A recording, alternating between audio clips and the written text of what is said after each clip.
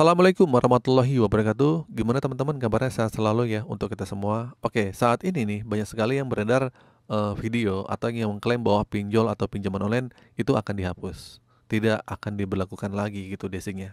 Atau bahkan ada aturan baru yang membuat pinjol tidak lagi melakukan penagihan seperti sebelumnya. Nah, banyak yang berharap ini adalah berita benar, terutama bagi mereka yang sedang terjerat dalam utang pinjol.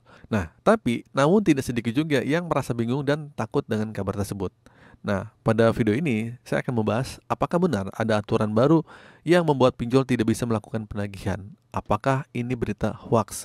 Oke, pertama kita bahas masalah poinnya pinjol tidak akan pernah dihapus. Nah, pertama-tama perlu teman-teman ketahui bahwa kabar pinjol akan dihapus atau tidak lagi adalah berita yang tidak benar dan seringkali sengaja disebarkan oleh oknum-oknum tertentu. Nah, di sini kalian juga sering merasa eh, mengalami, wah kayaknya bener banget nih videonya, wah akhirnya kita tonton nih. Nah, mereka yang memanfaatkan berita ini untuk menarik perhatian, mendapatkan viewer, atau keuntungan pribadi, atau ketidaktahuan orang lain. Faktanya, pinjaman online hingga saat ini adalah diatur oleh lembaga yang berwenang seperti OJK. Nah, namun yang harus dipahami adalah pinjol tetap memiliki aturan yang jelas, yang ketat juga. Jadi meskipun ada peraturan atau pembaruan yang di luar oleh OJK atau pihak berwenang, hal tersebut tidak akan menghapus pinjol secara keseluruhan. Nah, pinjol legal masih bisa beroperasi dengan aturan yang sesuai dan aman bagi penggunanya, asal mereka mengikuti regulasi yang berlaku ya. Oke, selanjutnya bagaimana sih peran DC atau dalam pinjol? Mengenai debt collector atau DC yang sering menjadi perbincangan hangat di kalangan peminjol, penting untuk diingat ya bahwa DC lapangan sebenarnya diizinkan oleh aturan. Nah, mereka memiliki hak untuk melakukan penagihan, bahkan sampai mendatangi rumah nasabah. Nah, namun ini pun tetap harus mengikuti ketentuan yang berlaku. Jadi jika ada kabar bahwa DC itu akan dihapus, hal tersebut sebenarnya tidak benar. Nah, selama pinjol tersebut beroperasi sesuai aturan, mereka berhak untuk menagih hutang. Dan DC yang datang pun hanya berfungsi untuk melakukan penagihan, bukan untuk melakukan tindakan yang melanggar hukum. Namun, jika si DC pinjol sendiri melakukan pelanggaran, seperti intimidasi atau penagihan tidak sesuai aturan, maka si OJK ini akan memberikan sanksi. Artinya, hanya pinjol yang melanggar aturan yang akan mendapat hukuman atau tindakan hukum yang berlaku. Nah, hal ini jelas menunjukkan bahwa regulasi tetap ada, atau meskipun ada pembaruan aturan atau penagihan pinjol yang tidak akan dihapus sepenuhnya. Oke, nah intinya sih jangan terjebak dalam berita hoax. Ya, seringkali nih banyak berita yang menyesatkan tentang pinjol-pinjol yang beredar dengan tujuannya untuk memanfaatkan ketakutan atau harapan orang-orang yang terjerat utang.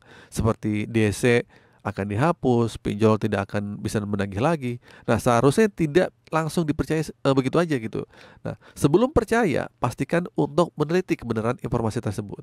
Jika informasi itu berasal dari video atau artikel yang banyak viewernya, tetapi tidak didukung oleh sumber-sumber yang tidak dipercaya, maka dipastikan itu hanya menarik perhatian aja, bukan fakta yang akurat. Nah, jadi sebenarnya kita harus berbicara secara realistis.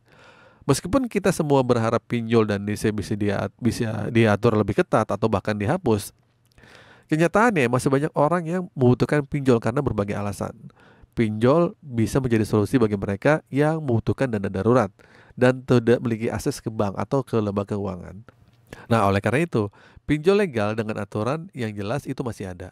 Nah, namun teman-teman yang harus sadar, namun teman-teman harus sadar bahwa menghadapi DC atau masalah pinjol lain, yang terpenting adalah menjaga ketenangan dan tidak panik. Jangan sampai terjebak dalam berita hoaks yang hanya membuat kalian semakin tertekan. Jika pinjol yang kalian pilih adalah pinjol legal yang terdaftar di OJK, maka tidak perlu takut ya. Nah, karena semua proses penagihan akan dilakukan sesuai dengan prosedur yang ada, ya. Terus apa sih yang bisa dilakukan jika kita terjerat pinjol nih, Bang? Jika teman-teman merasa khawatir atau bahkan sudah terjerat pinjol, hal pertama yang harus dilakukan adalah tetap tenang dan jangan panik. Nah, menghadapi masalah keuangan dengan kepala dingin akan membuat kita itu lebih jernih dan dalam berpikir. Nah, selanjutnya coba aja untuk berkomunikasi dengan pinjol kalau kalian punya uang untuk bernegosiasi. ya nggak? Untuk siapa tahu bunganya atau dendanya bisa dihilangkan. Pokoknya jangan cari jalan pintas untuk nyari jasa joki atau jasa konsultasi galbay, itu jangan. Nah, yang terpenting adalah fokus pada apa yang bisa kita lakukan. Jangan terlalu banyak mengkhawatirkan hal-hal yang tidak bisa kita kontrol. Jika kalian terjebak dalam pinjol, pastikan untuk berusaha mencari solusi seperti mencari penghasilan tambahan atau cara lain untuk memenuhi kewajiban kalian. Nah, kesimpulannya, meskipun ada banyak berita yang beredar tentang pinjol yang katanya akan dihapus atau DCnya tidak beroperasi lagi, dan faktanya aturan-aturan pinjol masih berlaku dan harus diikuti. Jangan sampai kalian terjebak dalam informasi yang tidak jelas dan hanya membuat kalian semakin cemas. Nah, jika kalian berada dalam situasi gagal bayar pinjol, ya udah, tetap tenang, cari solusi yang baik, fokus pada langkah yang kalian ambil untuk menyelesaikan masalah ini. Oke, semoga informasi ini bermanfaat dan bisa memberikan pencerahan bagi teman-teman yang sedang menghadapi masalah serupa. Jangan lupa selalu waspada terhadap berita-berita hoax atau lebih bijak dalam mengambil keputusan. Akhir kata dari saya, Assalamualaikum warahmatullahi wabarakatuh.